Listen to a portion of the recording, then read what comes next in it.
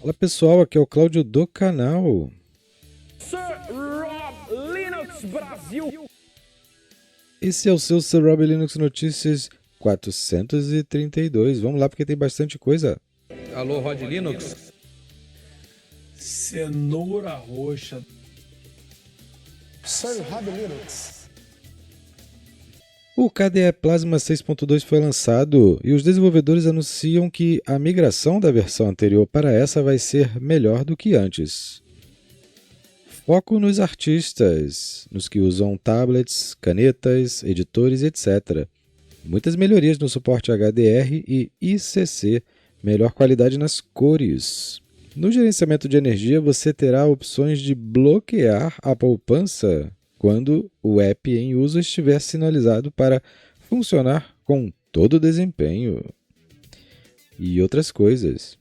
KDE Plasma é o desktop padrão em várias distros, inclusive no SteamOS em modo desktop.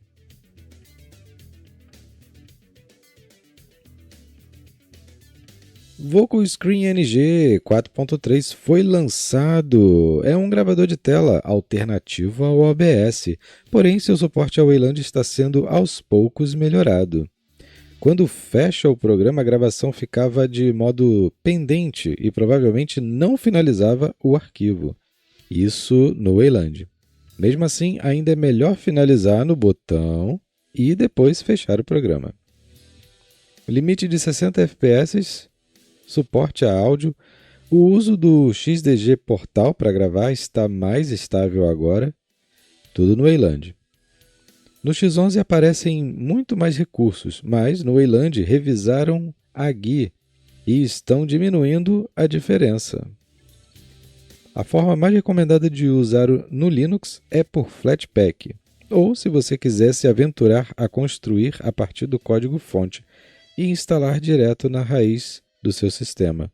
Fique à vontade.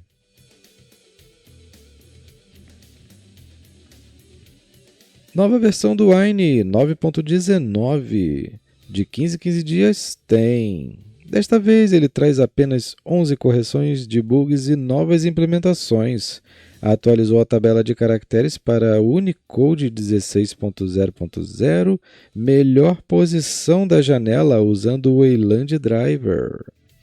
Mais melhorias no suporte do Direct Play, que começou na versão anterior. Notificação na mudança de dispositivo Plug and Play. E por aí vai. Com o Wine você executa programas do Windows no Linux, mas nem todos. E também nem todos que rodam funcionarão 100%.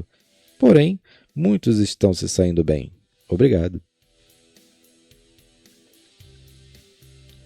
Gráficos.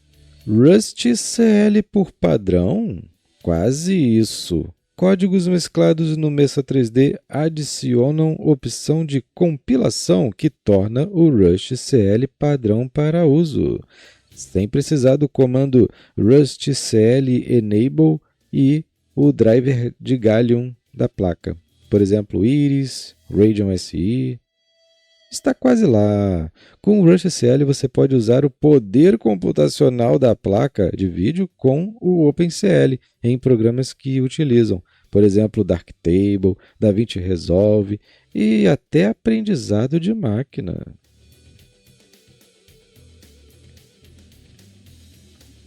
Foi lançada oficialmente a versão 7.1 do FFmpeg que a gente estava esperando se tornar estável para poder usar encoders e decoders de Vulkan Video com os drivers que dão suporte no Linux, no caso RADV e ANV.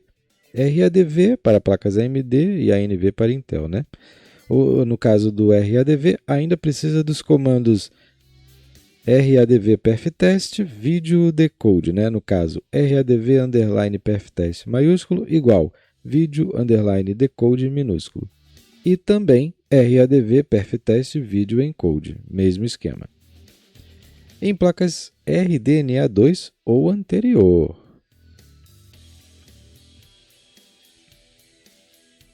Dave Early solicitou implementação do suporte de decodificação VAPI pelo driver Zinc, OpenGL por Vulkan.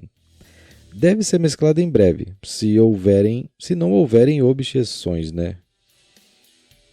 Eu já testei e abri aqui com o OBS, com o Zinc, né? Sem essa implementação nova. E tentei forçar o VA API, mas não vai não. Precisa desse suporte aí.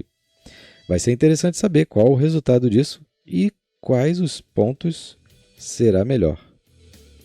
Dave apagou o post que havia anunciado isso, mas a solicitação está feita. Não tem como voltar atrás. Ele disse no post que foi apagado que o H264 pode ser usado, né? O AV1 não está 100%, mas funciona. E por H265 precisa implementar, porém não deve ser difícil. Ele testou com o Drive R e ADV, que funcionou bem, e com o ANV, que foi mais ou menos.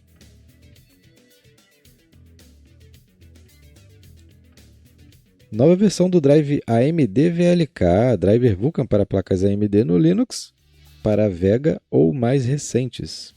Desta vez a versão 2024.Q3.3 melhorou o desempenho especificamente nos testes em jogos como Serious Sam e The Talos Principle, que usam a mesma game engine.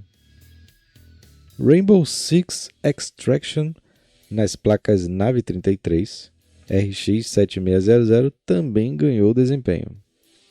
Ray Tracing estava meio acinzentado nos jogos Black Myth, Wukong e Halo Infinite.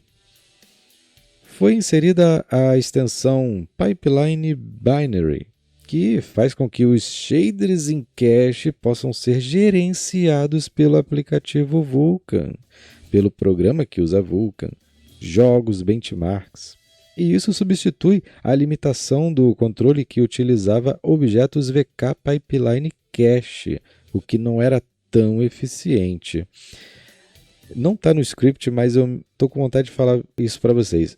Eu quero testar esse driver com um jogo muito problemático que é Overwatch 2. Se esse driver sair bem no Overwatch 2, meu amigo, então acabou o problema dele com o cache de shaders que ele tinha há pouco tempo atrás. Vamos fazer uns testes e vamos ver como se sai.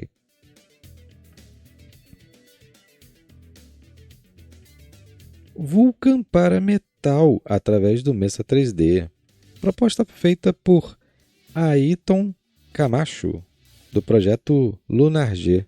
LunarG que trabalha com o patrocínio da Valve, mas que ajuda o Vulkan a se desenvolver tanto no Linux quanto no Windows. O driver tem como foco os novos M da Apple e posteriores, e não deve ser algo como o driver de Mesa Dozen, que é usado em WSL, Linux no Windows, para converter Vulkan para D3D12 por lá, né? Eu presumo que estão querendo criar um driver para macOS e revitalizar a plataforma no lado dos jogos, já que, nas pesquisas da Steam, pelo menos, o Mac só cai. Querem salvar o Mac. Só para lembrar, o Metal é a API gráfica de dispositivos Mac que a Apple resolveu criar. A Apple não quis adotar o Vulkan, a Apple abandonou o OpenGL, não tem mais suporte ao OpenGL no seu sistema operacional, né? Então agora é só Metal, tanto renderização gráfica quanto computação paralela.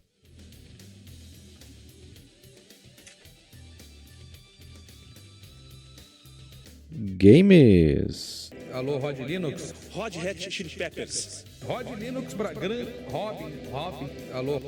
Open Wine Components, projeto criado por Glorious Egg Roll e outros, lançou o UMU 1.1.1 UMU Launcher.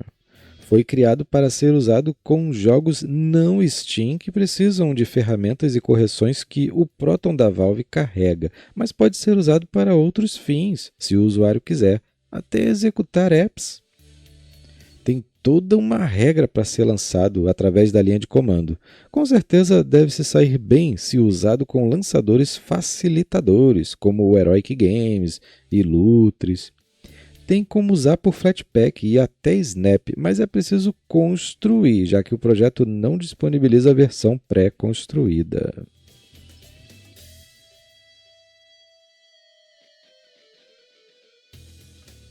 O programa de jogos Steam, versão beta, recebeu uma grande atualização essa semana. Atualizou a versão do navegador Chromium embutido para 126.0.6478.183. Suporte a H265 em seu gravador de jogos e, quando a placa suporta, ele é usado por padrão pela GPU. Deve chegar em breve para Linux e Mac. Dá para gravar em 4K agora. Essa e as próximas versões beta da Steam não funcionarão mais em Windows 7 e 8. Só a versão normal, sem ser beta. E no macOS 10.13 e 10.14 também. No Linux, o overlay não estava aceitando comandos do mouse se a linha de tempo do gravador de jogos estivesse visível. A gravação vai voltar a usar GPU no Linux. Tinha parado de usar e era um bug. E agora os comandos Detecting and Pass para o cliente Steam serão mais rápidos. O comando "-disable screensaver-inhibit" irá inibir o programa da Steam de não deixar o sistema entrar em modo de proteção de tela. Pois é, em modo ocioso ele ficava lá bonitão aberto e inibia que protetores de tela entrassem. Brincadeira, né? E é isso.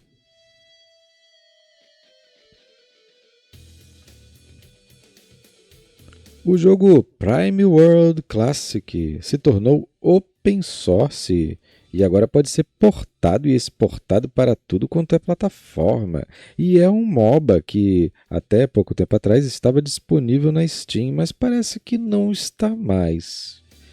Nesse novo formato, o jogo não morrerá, como muitos que a gente já viu por aí falecer porque restringia para poucos mercados, poucas plataformas, e no caso apenas só para o Windows, apesar de não ser um empecilho. Estamos de olho no projeto para ver se vem por aí versão Pinguim.